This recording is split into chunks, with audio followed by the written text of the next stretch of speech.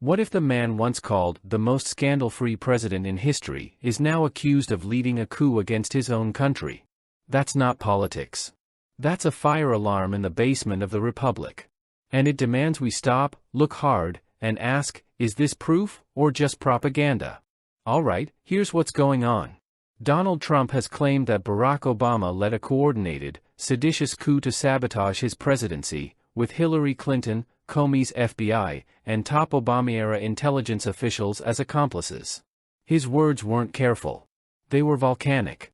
And now? Former Democrat-turned-d.n.i. Tulsi Gabbard has declassified documents she says prove the Obama administration politicized intelligence to fuel the Russia collusion narrative. Liberal democracy media outlets are buzzing.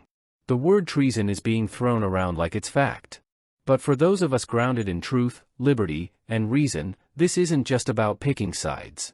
It's about protecting the integrity of all our institutions. It's about law over loyalty, evidence over emotion, and accountability for everyone. This is our question. I find it a very interesting world that we know more about two people at a Coldplay concert just hours after that viral video than we know of Thomas Crooks 1 year after attempting to assassinate you. What is holding back the investigation on Thomas Crooks? Well, they've reported to me and they've told me things, and they really say they haven't found anything that was abnormal. I would say this: the Secret Service was very brave because they were right there and they jumped on me. They made a mistake. They should have had somebody on that roof, and they should have had communication with the local police, who also, I mean, they did a very good job, but they made some mistakes, and we have a whole different group of people now. I don't think anything can happen, but I think we have the best people anywhere in the world right now. And I think they've learned. And, they went into him very, in great detail. They gave me the whole thing. And what can I do? They say that it was just a nut job that was looking to do this. And I spoke with the FBI, the new FBI. I spoke to the FBI, who was the old FBI. I wouldn't have believed a thing they said, because the old FBI under Comey was crooked as hell. He was one of the most crooked. Everybody should read the Horowitz report. Unfortunately, Bill Barr didn't use it. But the Horowitz report, not appointed by me, it was a report on Comey and the FBI. It is one of the worst shots at a human being I think I've ever seen. In fact, the New York Times did an editorial that was one of the worst editorials I've ever seen about anybody. That was about Comey. You got to go back and get, and Barr didn't use it because he didn't have the guts to use it, or something happened. I don't know. Too bad. He went to Mr. Durham instead of doing the Durham. All that he uses the Horowitz report, and I always felt badly for Horowitz, frankly, because he's a Democrat, I guess. He was appointed by a Democrat, but that report has gotten lost, and it shouldn't be lost. You should all go back. It should be mandatory reading. Go back and read the Horowitz report on Comey and his cronies, and you'll see exactly. We're going to add that to all the stuff that we found. It just confirms it. But what we found is even more so.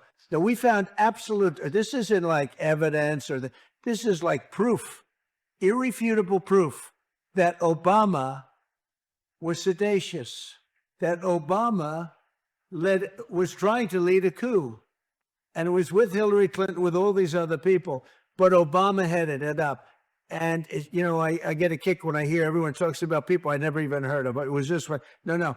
It was Obama. He headed it up. And it says so right in the papers.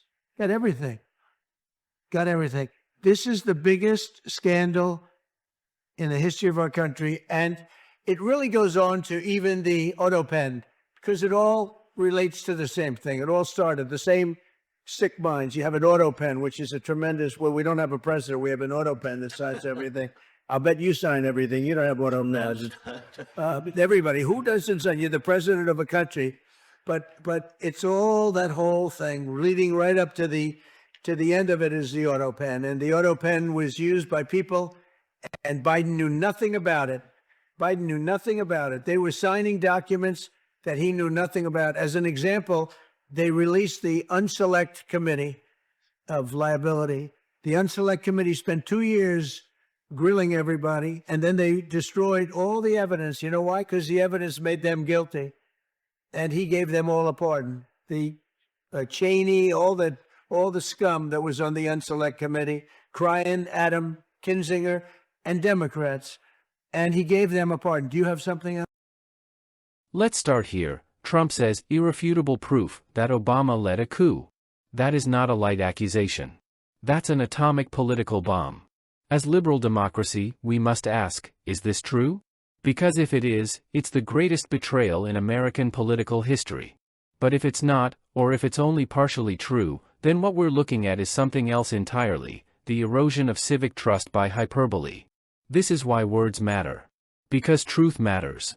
The Horowitz report, what it actually says. Trump keeps pointing us back to the Horowitz report. And he's right, read it. Michael Horowitz was no MAGA loyalist. He was the DOJ's Inspector General. His 2019 report uncovered serious FISA abuses, failures in FBI procedure, and improper surveillance of Trump campaign aide Carter Page. But here's the truth, the report didn't declare Obama a criminal. It didn't accuse him of sedition. It criticized FBI leadership, not the White House. So when Trump calls it proof of a coup, he's rewriting what was a call for reform into a rallying cry for revenge. That's not how liberal Democrats approach justice. We don't scream, burn it down. We demand accountability with due process. Now to Tulsi Gabbard, once a Democrat, now serving as Director of National Intelligence. She declassified new material that suggests intelligence was politicized in 2016. If true, that is a deep institutional failure. But the conservative response is not to declare war, it's to demand clarity. We should scrutinize these documents, not just believe them. Let's ask, were they cherry-picked? Contextually accurate? Substantiated by multiple agencies? Because when the phrase manufactured intelligence gets thrown around, the temptation is to reach for torches. But we should reach for the Constitution. And here's the kicker, even if this was coordinated, it must be proven in court, not on cable news. The balanced critique, Trump's praise of Secret Service. I want to give credit where it's due. Trump's comments about the Secret Service were, surprisingly, a masterclass in responsible criticism. He praised their bravery, noted their mistakes, and asked for better communication with local law enforcement. That's a model for conservative critique, respecting those who serve, while holding them to a high standard. That's what we need more of, not shouting matches, but truth-telling with discipline. Now, the Autopen metaphor Trump used? Some dismissed it as hyperbole. I didn't. He's pointing to something we've all felt, the presidency becoming symbolic. A figurehead signs bills drafted by bureaucrats, never reading them, never owning them. That is not what our founders intended. We as liberal Democrat believe in executive responsibility. Whether it's Biden, Obama, or Trump, the buck must stop somewhere. And it must stop with the one elected by the people. There's one moment in the transcript I can't let slide. When Trump called Cheney, Kinzinger, and the Unselect Committee members scum, it crossed a line. Look, I don't have to agree with them to respect their humanity. Dehumanizing your enemies is how the far left behaves. It's how the Jacobins behaved. It's not how we behave. Let's be better. Let's be clear, factual, principled, and human. Here's what separates liberal Democrat from chaos: we don't jump to conclusions. We don't worship power. We seek the truth even when it's uncomfortable. If Obama broke the law, investigate, prosecute.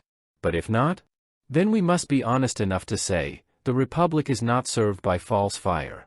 We are the stewards of the rule of law, not the mob. So I ask you, do we want to win an argument, or preserve a civilization? Have you ever seen politics used to erode truth in your own community? What do you think this country needs more of, proof or patience? Drop a comment below and let me know. If you found this thoughtful, give it a like, subscribe, and turn on that bell. Next time, we're going deeper into how trust in our institutions can be rebuilt, one truth at a time. Thanks for watching. Stay principled. Stay free.